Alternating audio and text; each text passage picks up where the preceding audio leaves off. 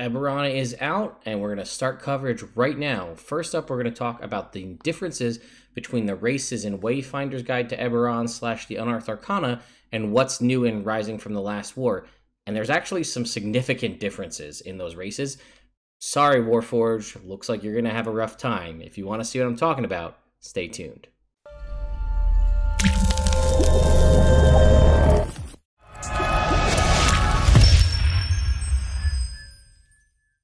All right, so here I am on D&D Beyond. You can see it right here. Changeling, Kalishtar, Orc of Eberron, Shifter, and Warforged. We knew we were going to get a different version of the Orc, but let's go ahead and dive in. So first up right here, this is the Changeling as we see it in Rising from the Last War. We're going to see right here it has a Charisma increase by 2 and 1 additional ability score of your choice by 1. Our original Changeling had Charisma by 2 and Dexterity by or Intelligence by 1. Now it's just any skill of your choice. This is a little bit better for explaining here. So everything else is pretty much the same, but here's where it changes with... It used to be change appearance. As an action, you transform your appearance or revert into your natural form. You decide what you look like. You can make yourself appear as something else. You appear as a creature of a different size. Your clothing and other things change. It's very descriptive. Even the most astute observers, your ruse is usually indiscernible. If you rouse suspicion or if any creature suspects something to be amiss, you have advantage on deception checks. It is now significantly shorter, and it says, as an action, you change your appearance and your voice. You determine the specifics of the changes, including coloration, hair length, and sex. You also adjust your height and weight, but not so much that it changes your size. You can make your appear as a member of a different race, though none of your game statistics change. You can't duplicate the appearance of a creature you've never seen, and you must adopt the form that has the same basic arrangement of limbs that you have. Your clothing and equipment aren't changed. You stay in this new form until you use an action to revert to your true form or until you die. So that is just significantly less wordy. We have Changeling Instincts here in the new version. You gain proficiency with 2 of the following skills of your choice: Deception, Insight, Intimidation, and Persuasion. Same thing here. And then you get Common in 2 languages of your choice. So they completely cut out these 2 additional features here. Unsettling Visage, which was you could use your reaction to impose disadvantage on an attack roll when someone attacks against you. Using this feature reveals your shape-changing trait. That's gone. And Divergent Persona, which was choose a proficiency with a tool of your choice. Define a unique identity associated with that proficiency, establish a name, yada, yada, yada. While you're in that form, the related proficiency bonus is doubled. So this, I think the reasoning why they went away from this is it was very anti-changeling. Like, you're making a specific persona that has a specific set of skills, that has expertise in a tool. And I think they just kind of changed that to be changelings are much more generic now. So let's move on to the Kalishtar.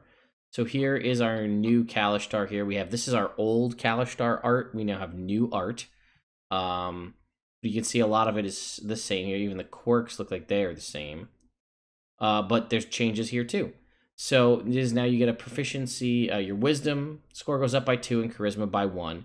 Here it was wisdom and charisma by 1 and 1 additional ability score by 1. Now it's kind of a little, it's just wisdom and charisma. Dual Mind in the new version, nice and simple, and there's a lot of simplicity in this. You have advantage on all wisdom saving throws. Nice and easy. Before, it was when you make a wisdom saving throw, you can use your reaction to gain advantage on the roll. You must use this trait immediately before or after you roll, but before you know that. So they just cut that out. You just have advantage on wisdom saves. Resistance to psychic damage is the same, and they made Mind Link better. Originally, it was you can speak telepathically to any creature within 60 feet. You don't need to share a language for it to understand you. Must be able to understand at least one language to or be telepathic. As a bonus action, when you're speaking to them, you can give them the ability to speak back until the start of your next turn to use this ability, and they must be within 60 feet. Now, it's you can telepathically speak to any creature you can see, provided they are within a number of feet equal to 10 times your level, which I like because now it gets better as you get better and become, more invested in your Kalishtar, heritage. You don't need to share a language for it to understand your telepathic utterances, but the creature must be able to speak one language. When using this trait to speak telepathically to a creature, you can use your action. It was bonus action before, but action to give the creature the ability to speak telepathically with you for 1 hour now, as opposed to until the end of your next turn. To use this ability, the creature must be able to see you, and it must be within range. You can give this ability to only one creature at a time. Giving it to a new one takes it away.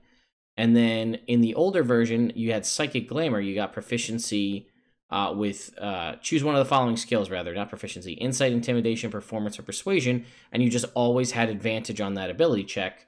And then languages were Common, Quarry, and one other language. They cut Psychic Glamour entirely, and you now have Severed from Dreams. Kalishtar Sleep, but they're not connected to the Plane of Dreams. As such, you are immune to spells and other magical effects that require you to dream, like the Dream spell, but not to spells and other magical effects that put you to sleep, like the Sleep spell. Overall, I think I'm fine. You get a little less customizability in your ability scores here. Dual Mind is way better now. It doesn't require a reaction. It's just flat-out advantage. Mind Link is better because it extends the distance. Bummer that you lose out on the the Psychic Glamour, but I'm okay with it. Also, a Bear Totem Kalishtar sounds amazing because you're a Bear Totem Barbarian, but now you've got Psychic resistance, and you still have advantage on Wisdom saves and Telepathy. I think that's a pretty cool combination. Again, it's Wisdom and Charisma, so roll high or do it for the roleplay aspect. All right, on to Shifters. Shifters, I think, got a lot better too, in my personal opinion. But let's go ahead and take a look. So originally, you were just given Dexterity +1. This is actually the first time in this new version where the sub-races give you all of the ability score improvements, not one from the base race and then something from the secondary. So you used to get Dexterity +1 from base Shifter, and then now you don't get any ability scores from the base Shifter. It's all based on the sub-race. Dark Vision is still at to 60 feet for both. Shifting is pretty much the same. As a bonus action, you can become more bestial for 1 minute, or until you die, or until you revert as a bonus action. You get temporary hit points equal to your level plus your con mod. That is the same. You also gain these benefits that depend on your Shifter subrace, and it is still once per short or long rest. You previously got proficiency with Perception. They have since removed that. You can speak, read, and write Common. So Shifting is the same. Dark Vision is the same. Your speed is the same. A little more specifics, again, on all of these races for the sizes. Now here, Beast Hide gave you Constitution +2. Here, Beast Hide now is going to give you Constitution +2 and Strength +1, so it's a very good, tough race. Proficiency with Athletics is the same, and when you shift, you gain an additional 1d6 temporary hit points. While shifted, you have a +1 bonus to your armor class. That is the same.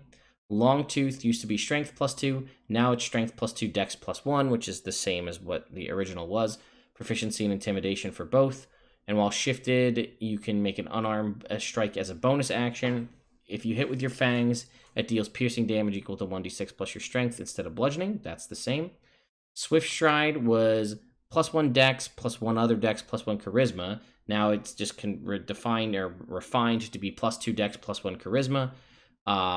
Proficiency with acrobatics. Here it also just gave you a flat-out bonus to your movement speed on top of everything else. That has since changed. While shifted, your walking speed increases by 10 feet as opposed to 5. Additionally, you can move up to 10 feet as a reaction when a creature ends its turn within 5 feet of you. It doesn't provoke attacks of opportunities. That's the same, but rather than the shifting movement speed going up by 5 and your always movement speed being up by 5, shifting makes it increase by 10. And lastly, Wild Hunt was Wisdom +2, so this is the same. Your Wisdom goes up by 2, Dex by 1. Proficiency and Survival, and you had 2 abilities here. As a bonus action, you could mark a creature within 10 feet. Until the end of your next long rest, your proficiency bonus is doubled for any ability check to track it once per short or long rest, and you had advantage on wisdom's checks. That has since been changed to be way better, I think. While shifted, you have advantage on all wisdom checks, and no creature within 30 feet of you can make an attack roll with advantage against you, unless you're incapacitated. That's huge. No advantage? That's amazing. That's while shifted, I should clarify. That is while shifted. Some of these other features I should have said, like this mark of the scent. This was not while shifted. That was standard. So that's the shifter.